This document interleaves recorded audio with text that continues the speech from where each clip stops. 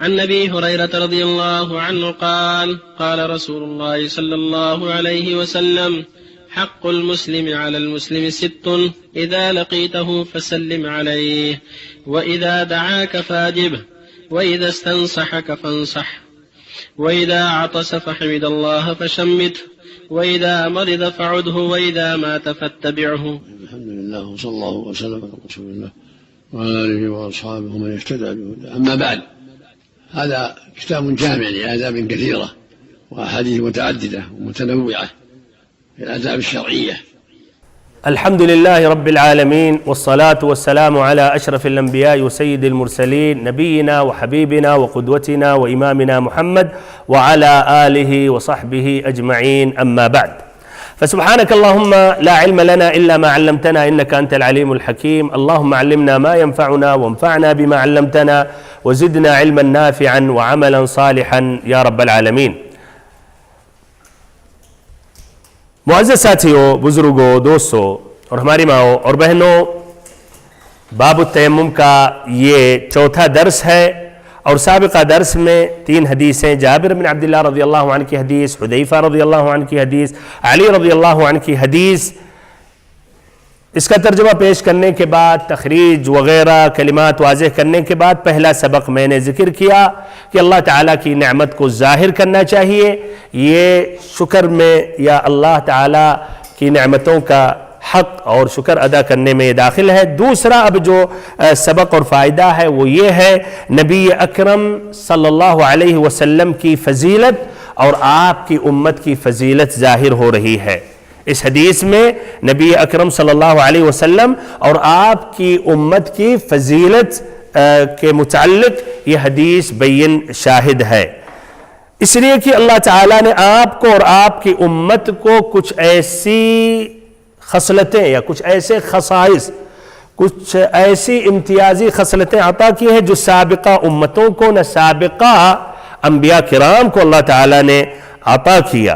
اب ادھر ایک بہت مہم سوال ہے، اس حدیث پر غور و فکر کریں۔ اعطیت خمسا، مجھے 5 خوبیاں دی گئی ہیں۔ اس کا مفہوم بھی یہ ہے، مفہوم یہ ظاہر ہو رہا ہے کہ یہ خوبیاں صرف 5 ہیں، ہے کہ نہیں؟ مفہوم اس کا یہی بنتا ہے، یہی ظاہر ہوتا ہے۔ اعطیت خمسا، 5 خوبیاں دی گئیں۔ اب اس کا مفہوم کیا ہے؟ اس سے کیا معنی مطلب سامنے نظر آ رہا ہے؟ اس سے کیا ہم استنباط کر رہے ہیں کہ یہ صرف 5 ہی خوبیاں ہیں؟ لیکن کیا یہ بات صحیح ہے؟ صرف 5 ہی خوبیاں ہیں؟ اور یہ عدد جو ذکر ہے 5 خوبیاں، تو صرف 5 ہی ہیں، حصر کے لیے ہے؟ کیا رائے بھائیو، کیا جواب ہے؟ نہیں، 5 نہیں، یہ حصر کے لیے نہیں ہے، خاص 5 ہی میں محدد نہیں ہے۔ اچھا کیوں؟ ظاہری الفاظ سے تو یہی واضح ہو رہا ہے، اعطیت خمس، ہمیں 5 خوبیاں دی گئیں، خلاص 5، ورنہ آپ ایک ہی ساتھ کہہ دیتے ہمیں 10 خوبیاں دی گئی ہیں، 15 دی گئی ہیں۔ کیوں؟ یہ 5 خاص ایسے ہیں، خاص کر ہاں، یہ اس میں جیسے مثال کے طور پر اگر خوبصورتی دی گئی ہے تو کسی اور انبیاء کو بھی دیا تھا، لیکن یہ ایسی خصلت ہے کہ 1,24,000 پیغمبر اس سے پہلے آئے، کسی کو نہیں تھی، یہ وہ 5 یعنی ایک دم اسپیشل طور پر۔ اچھا ہاں، نہیں، اس میں تیمم ایک ہے، بلکہ زمین کو سجدہ گاہ بنا دی گئی ہے اور ایسے ہی ہمارے لیے پاک ہے، تو یہ ایک ہے 5 میں سے۔ اچھا، اس لیے بات لمبی نہ ہو، اس کا مفہوم تو یہی ہے کہ خاص ہے 5 کے لیے، لیکن ایک بھائیو قاعدہ، عدد کا جہاں تذکرہ ہوتا ہے، یعنی نمبرات کا عدد کا جہاں تذکرہ ہوتا ہے تو وہ حصر کے لیے نہیں ہوتا ہے، وہ حصر کے لیے نہیں ہوتا ہے۔ اکبر دلیل یہ ہے کہ اگر اور حدیثوں کا مطالعہ کیا جائے تو ان 5 خوبیوں کے علاوہ اور بھی خوبیاں اللہ تعالیٰ نے نبی صلی اللہ علیہ وسلم اور آپ کی امت کو عطا کی ہیں، تو صرف 5 ہی نہیں۔ علی سبیل مثال، حذیفہ رضی اللہ عنہ کی حدیث میں، یہی جو حدیث ہے حذیفہ، اس میں کیا ہے؟ فضلنا علی الناس ب3۔ ابن حجر رحمہ اللہ نے مختصراً بیان کیا ہے نا، لیکن پوری حدیث کیا؟ فضلنا علی الناس ب3، کہ ہمیں 3 فضیلتیں عطا کی گئے، تو 3 کا تذکرہ ہے وہاں، پھر ان تینوں میں سے اسی میں آ چکا ہے۔ اچھا، ایسے ہی ابو ہریرہ رضی اللہ عنہ کی ایک حدیث ہے، یعنی ایک دوسری حدیث، یہاں اس کا تذکرہ نہیں ہوا، بیان کرنے کے لیے کہ 5 سے زیادہ بھی خصلتیں اور خوبیاں ہیں. کہتے ہیں کہ نبی صلی اللہ علیہ وسلم نے فرمایا فضلت علی الانبیاء بست، کہ ہمیں 6 ایسی خوبیاں دی گئی ہیں جو اور انبیاء کو اللہ تعالیٰ نے عطا نہیں کی، اور انبیاء کرام کو اللہ تعالیٰ ان 6 میں سے کوئی ایک بھی خوبی عطا نہیں کی. ہمیں فضیلت اللہ تعالیٰ نے سابقہ انبیاء پر دی یہ 6 خصلتوں یا 6 امتیازی خصلتوں کے ذریعے. اس میں مثلا آیا اعطیت جوامع الکلم، ہمیں اللہ تعالیٰ نے جوامع الکلم عطا کیا ہے. جوامع الکلم سے مراد کیا؟ چند الفاظ نہیں، چند الفاظ. نبی اکرم صلی اللہ علیہ وسلم کے لیے اختصر له الکلام اختصار، کہ اللہ تعالی خوبی دی تھی کہ آپ جامع مانع عمدہ باتیں جس کے اندر کافی معانی ہو، گہرائیاں ہو، تفصیل تشریح، جو کچھ اہل علم مکمل ایک حدیث میں پوری ایک کتاب لکھ دیتے ہیں، تو آپ صلی اللہ علیہ وسلم کو اللہ نے خوبی دی تھی کہ آپ چند الفاظ میں بیان کر دیتے تھے. بہت سی ایسی حدیث ہے اس میں 100 فائدہ اہل علم نے ذکر کیا، بلکہ کچھ 100 سینکڑوں فائدے صرف ایک حدیث کی روشنی میں. مکمل ایک حدیث کی تشریح، الگ الگ کتابیں بھی ہیں، صرف ایک کتاب کی ایک حدیث کی تشریح میں مستقل کتابیں ہیں. اچھا، تو یہ اعطیت جوامع الکلم، اس میں ونصرت بالرعب، اس کا ذکر آ گیا کہ خوف جو دشمنوں کے دلوں میں اللہ نے طاری کر دیا، اس کے ذریعے ہمیں مدد ملی. وہ احلت لی الغنائم، مال غنیمت ہمارے لیے اللہ نے حلال کیا. وجعلت لی الارض طہورا ومسجدا، اس کا بھی تذکرہ آ گیا کہ یہ زمین پاک اور ایسے ہی سجدگاہ بنا دی گئی ہے. وارسلت الی الخلق کافہ، اور ہمیں تمام خلق کے لیے بھیجا گیا. اس میں انس جان سب داخل ہیں. ویسے یہ بھی اس کا بھی تذکرہ اس حدیث میں آ گیا. نمبر 6 وختم بی النبیون، اور ہم سے ہمارے ذریعے ہمارے بعد تمام انبیاء کرام، یا نبوت کا دروازہ بند ہو گیا، میں آخری نبی ہوں. تو اس میں 6 میں سے 2 باتیں نہیں آئی، جوامع الکلم و ختم بی النبیون. یہ مسلم کی حدیث نمبر 524. ایسے علی رضی اللہ عنہ کی یہی جو حدیث ہے، وہ پوری حدیث یا شروع میں یہ ہے اعطیت ما لم یعطى احد من الانبیاء. اچھا، یہ علی رضی اللہ عنہ کی حدیث کا تذکرہ ہو گیا. یہ ابن مسعود رضی اللہ عنہ کی حدیث میں ایک دوسری حدیث فأعطی رسول اللہ صلی اللہ علیہ وسلم ثلاثا، کہ نبی صلی اللہ علیہ وسلم کو اللہ تعالیٰ نے 3 چیزیں دی، 3 خوبیاں، خصائص. اعطی الصلوات الخمس، 5 نمازیں دی گئیں. اعطی خواتیم سورۃ البقرہ، سورۃ البقرہ کی آخری جو آیتیں ہیں 2 یا 3 آیتیں. وغفر لمن لم یشرک باللہ من امتہ شیئا المقحمات، اور جس نے اللہ تعالیٰ کے ساتھ کچھ بھی شرک نہیں کیا تو اس کو اللہ تعالیٰ اس کے گناہوں کو بخش دے. یعنی اگر جہنم میں چلا بھی جائے تو ہمیشہ ہمیشہ کے لیے نہیں رہے گا. تو بہرحال کہنے کے مقصد اس طرح اور بھی خوبیاں ہیں. اور قرطبی رحمہ اللہ اسی لیے کہتے ہیں، ہو سکتا ہے کوئی آدمی کہ اس میں تعارض ہے، یہ کون سی بات ہے، ایک جگہ 6 ایک جگہ 5 ایک جگہ 3. کہتے ہیں لیس فی ھذا تعارض فإن العدد لا يدل على الحصر، اس میں تعارض نہیں، آپس میں باتیں ٹکرا نہیں رہی ہیں، حدیثیں آپس میں ٹکرا نہیں رہی، ایک حدیث دوسرے کی رد نہیں کر رہی ہے، تناقض اس میں نہیں ہے، تنافر نہیں ہے. بلکہ عدد جو ہے، جو عدد جس میں گنتی کا ذکر ہوتا ہے 3 6 7، تو یہ حصر کے لیے نہیں ہوتا ہے. اس سے یہ معنی مطلب آپ نہ نکالے کہ یہ اب خلاص 5 تو 5 ہی نہیں. العدد جو ہے وہ الحصر کے لیے نہیں ہوتا ہے. اور اس طرح اہل علم نے خصائص نبی صلی اللہ علیہ وسلم کا اس کے لیے الگ کتابیں لکھی ہیں. مثلا ایک کتاب اس میں ہے ابن الملقن کی غایت الصول فی خصائص الرسول. ایسے ہی السیوطی کی ایک کتاب الخصائص الکبریٰ، وہ جو خصائص اللہ تعالی نبی صلی اللہ علیہ وسلم کو دیا یا ایسے آپ کی امت کو. اور اسی حدیث کی شرح میں ابن حجر رحمہ اللہ نے کتاب فتح الباری میں انہوں نے 17 خصلتیں خصائص بیان کیے جو کیا، جو اس امت اور نبی صلی اللہ علیہ وسلم کے لیے ہے 17. تو المهم خلاصہ کلام، اتنی باتوں کا خلاصہ یہ ہے. دوسرا فائدہ یہ ہے، نبی اکرم صلی اللہ علیہ وسلم اور آپ کی امت کی فضیلت اس حدیث میں بیان ہے، اور ساتھ ہی ساتھ اس میں 5 خوبیوں کا تذکرہ ہے. لیکن یہ حصر کے لیے نہیں ہے کہ صرف 5 ہی تک ہے، حقیقت میں اور حدیثوں میں 5 سے زیادہ کا تذکرہ ہے. ابن حجر رحمہ اللہ نے 17 خصائص 17 خوبیاں انہوں نے کی ہیں. تیسرا مسئلہ اس حدیث میں یہ ہے کہ مدد مدد اور نصر کے ذرائع اور وسائل میں سے ایک ذریعہ کیا ہے کہ دشمنوں کے دلوں میں رعب اور خوف ڈال دی جائے.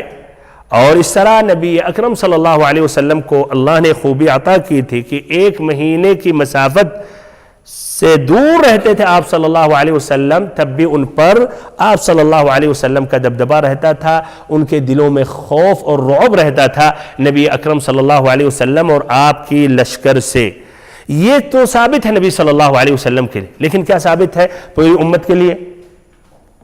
خاصتاً ابھی آپ دیکھیں گے کچھ لوگ تو آج کی حالت دیکھ کر تو فوراً سر ہلا دیے کہ نہیں. دیکھیں بھائی، ایک تو یہ الگ مسئلہ ہے.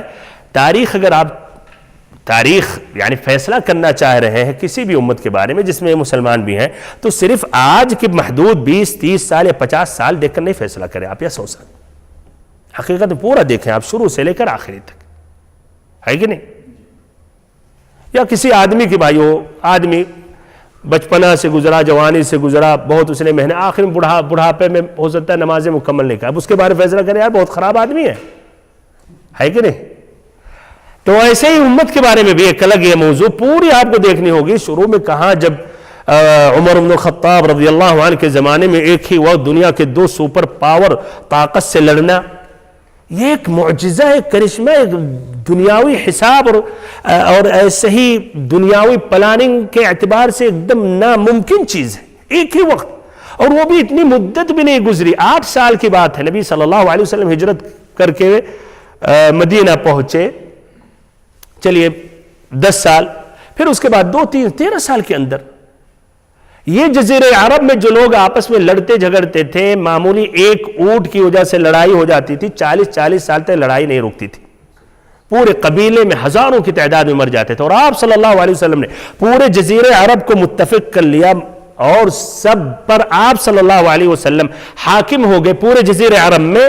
اور ٹوٹل جتنا بھی حساب لگائیں زیادہ سے زیادہ تعداد میں تو 1000 سے زائد آدمی نہیں مرے، مسلمان، منافق، یہودی، مشرک، صرف 1000. تصور کیجئے 1000، جبکہ پہلے 40 سال تک جنگ ختم نہیں ہوتی تھی، ہزاروں کی تعداد میں مارے جاتے تھے. پھر اسی کے 2 سال کے بعد، 3 سال کے بعد یہ مسلمان جو کل اس طرح یہاں جو بھوکے پیاسے رہتے تھے، وہ جا کر کسرا سے آنکھوں سے آنکھیں ملا کر اور سینہ تان کر بات کر رہے ہیں. کیا تھا یہ وجہ؟ یہی اسلام کی بھائیو، یہ جو اسلام نے انہیں عزت دی. بہرحال تو اس طرح آپ عمر بن الخطاب رضی اللہ عنہ کا زمانہ دیکھیں، عثمان رضی اللہ عنہ کا زمانہ دیکھیں، اسلام اسی تیزی سے پورا چائنا تک پہنچ گیا. ہارون الرشید کے زمانے میں انہوں نے جب دیکھا کہ بادل آیا، کہا کہ ادھر بادل دیکھا کہ بارش ہونے والی، پھر بارش نہیں ہوئی، کہیں اور چلی گئی، یعنی ہوا کی رخ بدل دی اور دوسری طرف چلی گئی. تو کہنے لگے کہ بارش یہاں ہو یا جہاں بھی ہو، خراج اس زمین کا اس جگہ کا ہم تک پہنچے ہی گا، یعنی وہ گلہ جو اناج ہوگا وہاں سے پھر خراج. اللہ مساعد. تو بہرحال اس طرح پوری تاریخ دیکھی جاتی ہے، صرف مخصوص فترے نہیں دیکھا جاتا. المہم تو یہ نبی اکرم صلی اللہ علیہ وسلم کی امتیازی خصلت تھی کہ آپ صلی اللہ علیہ وسلم کا دبدبہ اور رعب دشمنوں کے سینوں میں اس طرح یہ دبدبہ یا خوف طاری ہو جاتا تھا، ان کے سینوں میں ڈر اور خوف ہوتا تھا نبی صلی اللہ علیہ وسلم کے لیے. تو کیا اس امت نبی صلی اللہ علیہ وسلم کی امت آپ کے بعد وہی یہ بھی ان کے لیے بھی یہ صفت اور یہ خصلت ہے؟ بشرط یہ ہے کہ اگر صحیح معنوں میں وہ مسلمان ہو جائیں اور نبی اکرم صلی اللہ علیہ وسلم کی سنت کو لازم کر لیں اور اس پر مستقیم ہو جائیں یا اس پر چلنے لگیں، ظاہری طور پر، باطنی طور پر. چوتھا سبق یہ ہے، اور اب ایک اہم مسئلہ ہے اس میں، اور یہی ایک اختلافی مسئلہ ہے، ایک فقہی مسئلہ ہے جس کا تعلق باب التیمم سے ہے. تفصیل سے بیان کروں گا، لیکن اس کے بعد ایک دم ہم مطمئن ہو جائیں گے کہ راجح قول کیا ہے. اور پھر جب یہ مسئلہ ہمارے سامنے آئے گا تو ہم اتنا بھی سمجھنا چاہیے کہ ہاں اس مسئلے میں اختلاف ہے، اور جہاں فروعی مسئلے میں اختلاف ہے اور دونوں طرف سے ادلہ بھائیوں قوی ہیں، ادلہ دونوں طرف سے ہیں، تو وہاں گنجائش ہونی چاہیے. بار بار یہ میں کہتا رہتا ہوں، لیکن آپ جس قول کی طرف مائل ہے، زیادہ مطمئن ہے قرآن اور حدیث کی روشنی میں، اس پر عمل کریں. مسئلہ یہ ہے کہ کیا تیمم کے لیے زمین کی مٹی، صرف مٹی کا ہونا ضروری ہے، یا زمین جو زمین میں داخل ہے اس کا کوئی بھی حصہ جیسے ریت ہے یا ایسے ہی گرد غبار اگر جمع ہوا ہے یا ایسے ہی پتھر ہے تو کیا اس پر بھی ہاتھ مار کے اور ایسے ہی ہم تیمم کر سکتے ہیں؟ اچھا، تو اس مسئلے میں دو قول ہیں، اس مسئلے میں دو قول ہیں۔ پہلی حدیث پر اگر غور و فکر کریں، جابر ابن عبداللہ رضی اللہ عنہ کی جو حدیث ہے، تو اس سے واضح ہوتا ہے کہ زمین کا جو حصہ ہے، چاہے وہ زمین میں مٹی ہو یا ریت ہو یا پتھر ہو، ایسے ہی وہ سوکھی ہو یا گیلی ہو، سوکھی ہو یا گیلی ہو، تو آپ کیا اس سے تیمم کر سکتے ہیں؟ کیوں؟ اس لیے کہ حدیث میں کیا ہے؟ کون سا لفظ ہے؟ الارض، الارض کا لفظ آیا ہے، یعنی زمین، اور یہ تمام چیزیں زمین میں داخل ہیں۔ تو یہ دلیل ہے الارض کا جو ذکر ہے، اور ال جو ہے اس میں الاستغراق کے لیے ہے، یعنی ہر زمین، زمین کا جو حصہ ہے وہ تمام اس میں داخل ہو گیا۔ یہ پہلا قول ہے، اور ان کی دلیل اس حدیث، ان حدیث میں پہلی حدیث ہے، اور یہ قول کے جو ائمہ جنہوں نے جو قائل ہیں وہ ابو حنیفہ رحمہ اللہ، مالک رحمہ اللہ، ایسے ہی اکثر اہل علم نے اسی قول کو اختیار کیا۔ کوئی بھائی کہتے ہیں اکثر ابو حنیفہ رحمہ اللہ والا قول کو یہ مرجوح قرار دیتے، کوئی ضروری نہیں بھائی، راجح بھی ہو سکتا ہے، مرجوح بھی ہو سکتا ہے۔ اچھا، تو ادھر یہ ابو حنیفہ، مالک اور اکثر اہل علم کا قول ہے، ابن تیمیہ رحمہ اللہ کا بھی ہے، اور یہ میں پہلے بتا دیا جس مسئلے میں ابن تیمیہ رحمہ اللہ کا ترجیح آ جاتا ہے تو وہ ایک وزن بڑھ جاتا ہے، اس لیے ابن تیمیہ رحمہ اللہ کی طرح ان کے بعد اب تک کوئی عالم ان کی طرح نہیں آیا بھائی، جو علم، فہم اور حفظ سمجھ۔ ان کی دلیلیں کیا ہیں؟ ان کی دلیل، پہلی دلیل کیا ہے؟ ہاں پہلی دلیل، پہلی حدیث جابر بن عبداللہ رضی اللہ عنہ کی حدیث، اس کے علاوہ بھی اور بھی حدیثیں، دلیلیں ہیں، ہاں اور بھی دلیلیں ہیں۔ اچھا، ان ادلہ میں سے قرآن مجید کی آیت کریمہ، سبحان اللہ، کبھی کبھی ایک ہی آیت کریمہ سے دو فریق، دونوں کے اقوال مختلف ہیں، اسی آیت سے استدلال کرتے ہیں، ادھر بھی وہی کیفیت ہے۔ دیکھیے، انہوں نے دوسری دلیل ہے کہ قرآن مجید کی وہ آیت سورۃ المائدہ کی آیت نمبر 6 جس میں تیمم کا تذکرہ ہے، فَلَمْ تَجِدُوا مَاءً فَتَيَمَّمُوا صَعِيدًا طَيِّبًا فَامْسَحُوا بِوُجُوهِكُمْ وَأَيْدِيكُمْ مِنْهُ۔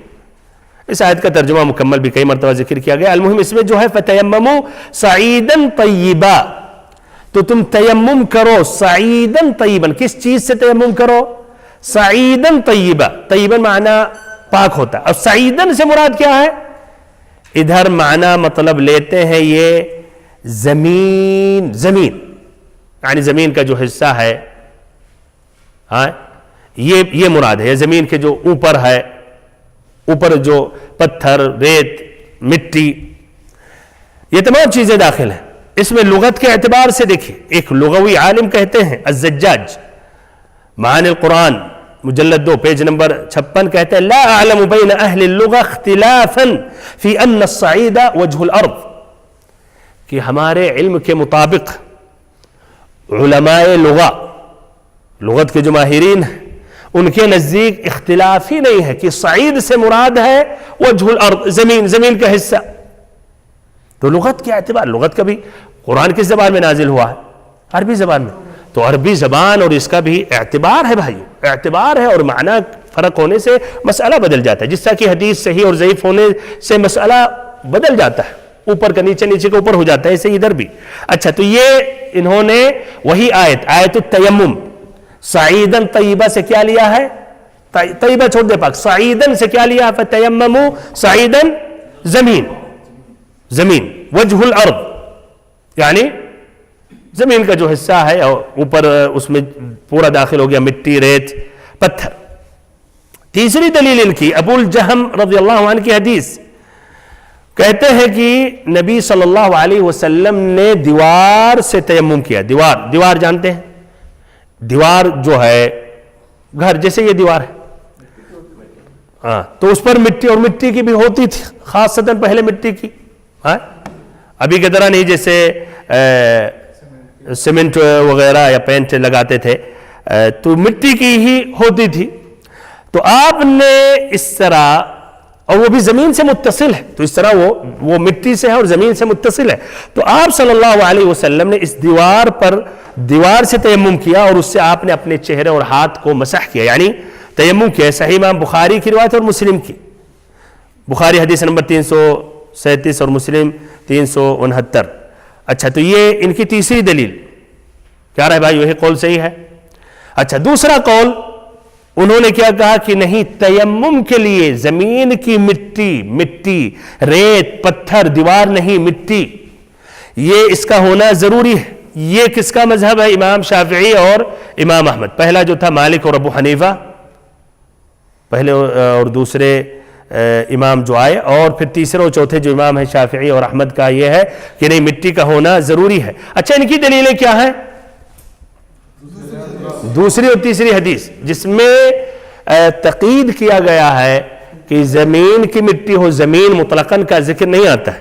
اچھا اس کے علاوہ اور کیا دلیل ہے ان کی؟ وہی قرآن مجید کی وہی آیت سورۃ المائدہ آیت نمبر 6، فَتَيَمَّمُوا صَعِيدًا طَيِّبًا، پاک. سعیدن سے مراد اصحاب قول اول نے کہا کہ مراد زمین. الزجاج کا قول کہ تمام اہل لغہ میں اتفاق ہے کہ مراد الصعید سے کیا ہے؟ زمین. انہوں نے بھی اسی آیت سے سعیدن سے کہا کہ مراد ہے مٹی. اور اردو ترجمہ بھی آپ دیکھیں گے احسن البیان، تو اس میں بھی یہی آتا ہے، تو پاک مٹی سے تیمم کر لو. تو ترجمہ اپنی جگہ صحیح ہے، بھی ایک اس میں داخل ہے، لیکن یہ جاننا چاہیے، اور یہ تفسیر میں اس کی وضاحت کی جاتی ہے کہ اس میں زمین بھی لیا جاتا ہے. تو المهم تو کہتے ہیں کہ صعیدن طیبن سے مراد پاک مٹی ہے. اچھا یہ انہوں نے اس سے استدلال کیا، اور اس میں یہ بھی کہتے ہیں فَتَيَمَّمُوا صَعِيدًا طَيِّبًا فَامْسَحُوا بِوُجُوهِكُمْ وَأَيْدِيكُمْ مِنْ، تو اپنے چہروں پر اور اپنے ہاتھوں سے اس میں سے مل لو، من ہو اس سے. تو کہتے ہیں کہ اس میں غبار بھی ہونا چاہیے. اچھا یہ بھی اس طرح، یعنی کہتے ہیں تاکہ اس کے ذریعے مسح کر. المہم تو مٹی، اور وہ بھی غبار والی مٹی ہو. یہ ان کی دوسری دلیل ہے. تیسری دلیل یا یہی تیسری پہلی اور دوسری دلیل حذیفہ اور علی رضی اللہ عنہ والی حدیث، اور پھر قرآن مجید کی آیت، یہ ان کی دلیلیں ہیں. اور ان دونوں حدیثوں سے کہتے ہیں اس میں جو جابر رضی اللہ عنہ کی حدیث جو عام ہے، اس سے تخصیص ہوئی. اب بھائیو کون سا قول صحیح؟ مطلقاً زمین یا مٹی؟ مطلقاً زمین. دیکھیں آپ لوگ بھی ابھی دونوں قول سمجھ، ابھی بھی سبحان اللہ. اسی لیے فروعی مسئلے میں ہمیں زیادہ اختلاف یا جھنجھل لڑائی جھگڑا نہیں کرنا چاہیے. جس سے آپ زیادہ مطمئن ہیں، یہاں بھی ائمہ ادھر بھی، لیکن جہاں دلیل آ جائے وہاں نہیں بھائیو. اور یہ بھی آئے گا باذن اللہ عز و جل. بہت اچھی بات آ گئی. عمار بن یاسر رضی اللہ عنہ والی جو حدیث آئے گی، انہوں نے کیا کیا؟ مٹی جب وہ جنوبی ہو گئے تو کیا کیے؟ وہ لوٹنے لگے جس طرح کی چوپایا لوٹتا ہے. کہ انہوں نے اپنی عقل سے اجتہاد کیا کہ آدمی وہ تو تیمم کا مسئلہ جانتے تھے، لیکن جنوبی کی جنابت کے بعد تو انہوں نے اب دماغ لگایا، اور وہ بھی دور تھے، نبی صلی اللہ مدینہ میں نہیں تھے، کسی ضرورت کے لیے گئے. تو جس طرح کی غسل پورے جسم پر پانی پھیرنا ضروری ہے، وَإِذَا كُنْتُمْ جُنُبًا فَاتَّطَّهَّرُوا، اور پورے جسم تک پانی پہنچانا یہ ضروری ہے. اور یہ بھی آ چکا باب الغسل میں. اور یہاں تک کہ ہر بال کے نیچے نبی صلی اللہ علیہ وسلم کا جنابت ہے، یعنی پانی پہنچانا اچھی طرح ضروری ہے. تو انہوں نے اجتہاد کیا معقول عقلی اعتبار سے. وہ بیچارے اجتہاد اور حریص نماز کے لیے انہوں نے ایسے ہی کیا. کئی مرتبہ اس پہ بچوں کی طرح یا بچوں سے بھی زیادہ مٹی سے کھیلے، اور لوٹ پوٹ کے جب مکمل جسم پر ہوا اس کے بعد نماز پڑھے. بہرحال جب نبی صلی اللہ علیہ وسلم کے پاس آئے تو آپ نے کیا کہا کہ تمہارے لیے ہی کافی تھا، اور آپ نے پھر بتا دیا وہی جو حدث اصغر کے لیے وہی حدث اکبر کے لیے. اب اس حدیث کے بعد بھی اگر کوئی اجتہاد کرے اور کہے کہ نہیں کوئی وہ بھی صحیح ہے، تو کیا رہا ہے بھائی؟ نہیں، اب حدیث آگے خلاص سمعنا وطعنا. اس طرح حقیقت میں ہم لوگ آپس میں جو اتنے بٹے ہوئے، اتنے فرقوں میں، ان تمام آفتوں سے واللہ نجات مل جائے. تو بہرحال جہاں گنجائش ہے تو وہاں تشدد نہیں کریں. آپ کا فہم ہے آپ اس کو راجح کہیں، لیکن دوسرے کے جو فہم ہے اس کو غلط نہیں کہیں کہ یہ مرجوح ہے ہمارے نزدیک. اس لیے امام شافعی کیا کہتے ہیں؟ کہتے ہیں قولی راجح وقول خصمی مرجوح. قول راجح يحتمل الخطأ وقول مخالفی خطأ يحتمل الصواب. کہ ہماری جو بات ہے، ہمارا جو اجتہاد ہے، یہ ہمارے نزدیک صحیح ہے، راجح ہے، اور ہمارے جو مخالف کا اس کا قول مرجوح ہے، لیکن ہمارا قول ممکن ہے کہ غلط ہو اور ہمارے مخالف کا قول ممکن ہے کہ صحیح ہو. قولی راجح يحتمل الخطأ وقول خصمی یا مخالفی مرجوح يحتمل الصواب. تو یہ فروعی مسئلے میں اس کا یہ ہونا چاہیے، لیکن ہاں بنیادی چیزوں میں نہیں بھائیو. تو المہم ادھر آپ لوگ بھی ابھی سمجھ دونوں دلیلوں پر غور کیا، تب بھی کچھ کہہ رہے ہیں کہ نہیں زمین مطلقاً مراد ہے، اور کچھ لوگ کہہ رہے ہیں نہیں کہ مٹی مراد ہے.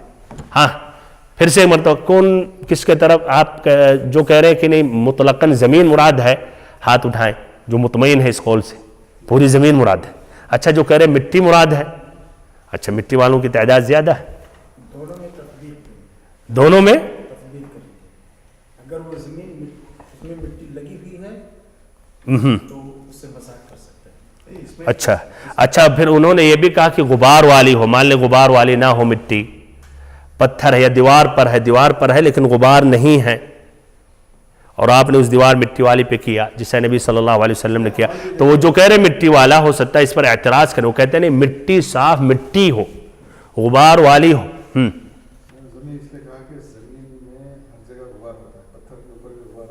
اچھا یہ بھی اس اعتبار سے چلیے یہ بھی ہے کہ غالباً خالی نہیں جسے آپ کہہ رہے ہیں.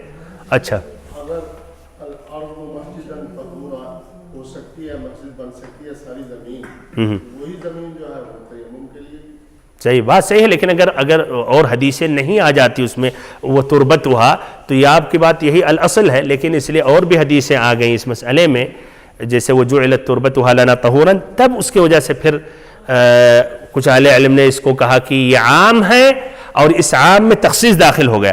اچھا تو بہرحال واللہ اعلم راجح یہی ہے کہ پوری زمین، یہ بھائیو اس سے آپ تیمم کر سکتے ہیں. اور اس کے ادلہ میں اس کو ترجیح کرنے کے لیے علی سبیل المثال یہ آتا ہے غزوہ تبوک میں نبی اکرم صلی اللہ علیہ وسلم صحابہ کرام کے ساتھ نکلے اس غزوے میں، اور اس غزوے میں راستے میں صرف ریت ہی ریت ہے. یہ نہیں آتا کہ آپ صلی اللہ علیہ وسلم نے صحابہ کرام کو کہا اپنے ساتھ مٹی لے کر جائیں، سے ضرورت کے وقت تیمم کریں. اور سفر میں اتنا پانی نہیں میسر ہوتا تھا کہ وہ وضو کریں، بلکہ آپ صلی اللہ علیہ وسلم کا یہی حکم رہتا تھا جو آسانی ہو وہیں وہ تیمم کر لیں. بہرحال اس سے بھی واضح دلیل یہ ہے کہ مٹی جو ہے وہ زمین کے حصے میں سے ایک حصہ ہے، اور جب زمین کے ایک حصے کا یہاں ذکر آیا تو اس سے مراد نہیں کہ اب یہ خاص ہو گیا. مثال سے بات واضح ہوگی. یہی جمہور اہل علم کا یہی قول ہے ادھر. جیسے کہ اگر میں کہوں جتنے درس میں آئے ہیں سبھی کو انعام دیا جائے، یاسین بھائی کو بھی انعام دیا جائے، تو کیا رائے ہے اب؟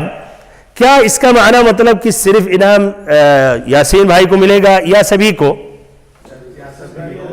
ہاں حکم عام آیا، پھر اسی عام میں سے ایک شخص کا ذکر کرنے کا معنی نہیں کہ اب حکم خاص ہو گیا ان کے لیے. بخلاف جب یہ کہا جائے کہ سب کو انعام دیا جائے، تمام طلبہ کو انعام دیا جائے، پھر لیکن عبد الکریم کو انعام نہیں دیا جائے، خلاص اب یہ خاص ہو گیا ادھر. تو اس طرح کہتے ہیں یہی مراد یہ ہے کہ مٹی زمین کا ایک حصہ ہے، تو مراد اب یہ نہیں کہ اب یہ خاص ہو گیا اس کا حکم. بہرحال اس طرح یہ بھی کہتے ہیں کہ تراب کا جو مفہوم ہے یہ مفہوم لقب ہے، اور مفہوم لقب جو ہوتا ہے وہ ضعیف ہے. یہ سب مصطلح الحدیث میں اس کا تعلق ہوتا ہے، جو فقہا یہ لمبی اس میں بھی باتیں. بہرحال خلاصہ کلام چوتھا مسئلہ یہ ہے کہ جابر بن عبداللہ رضی اللہ عنہ کی حدیث سے بات واضح ہوئی کہ زمین کا حصہ چاہے وہ مٹی ہو، ریت ہو، پتھر ہو، گیلی ہو، سوکھی ہو، آپ اس سے تیمم کر سکتے ہیں. اور علی رضی اللہ عنہ اور حذیفہ رضی اللہ عنہ کی حدیث سے واضح ہوتا ہے کہ نہیں، مٹی کا ہونا شرط ہے. پہلا قول زیادہ راجح ہے، واللہ اعلم بالصواب. اس طرح درس مکمل ہو گیا. باذن اللہ عز و جل آئندہ درس میں اس حدیث کی تکمیل کروں گا. بارک اللہ فیکم وجزاکم اللہ خیرا وصلی اللہم وسلم وبارک وانعم علی عبدک ورسولک محمد.